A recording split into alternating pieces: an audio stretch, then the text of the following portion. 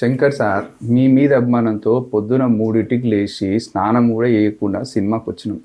కానీ మీరు ఏం చేసి ఎన్ని క్వశ్చన్స్ ఉన్నాయి తెలుసా మిమ్మల్ని అడిగేటివి? ఫస్ట్ నేను అడుగుతా.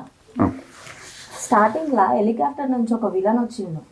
ఉండి ఉండి సినిమాలో మొత్తం ఎక్కడా కనబడాడు. అంటే ఆ విలన్ మంచోడైపోయి మారిపోయిందా? అవును సార్, అంజలి మేడం సైడ్ కట్టిండ్రు కదా, మధ్యలో ఎందుకు సార్ చక్కగా అవుతుంది?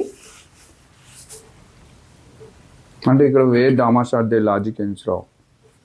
ఓకే అది కాదు సార్, మా గ్లోబల్ స్టార్ రామ్ చరణ్ పట్టుకొని రామ్ చిలక అంటారా సార్ మీరు?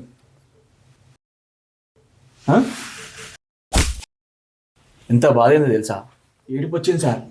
పొద్దున్న లేచి మా బుడ్డికి డైపర్ కూడా వేయకుండా పట్టుకపోయినా. ఇంకా అసలు క్వశ్చన్ ఉంది.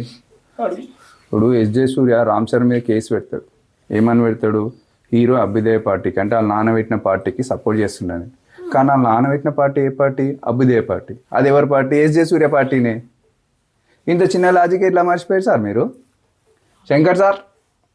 అండ్ ఇంకోటి, ఐఏఎస్ అవ్వాలనుకున్న వాళ్ళు ఇది గుర్తుపెట్టుకోండి. ఐఏఎస్ అవుతారా డ్రాప్ అవుతారా మీ ఇష్టం. ఐఏఎస్ అయితే మీరు వేరే ఫంక్షన్ కోసం కూడా మీ డిస్టిక్ దాటి వేరే డిస్టిక్కి పోలేరు. పోతే డిస్మిస్ అయిపోతారు.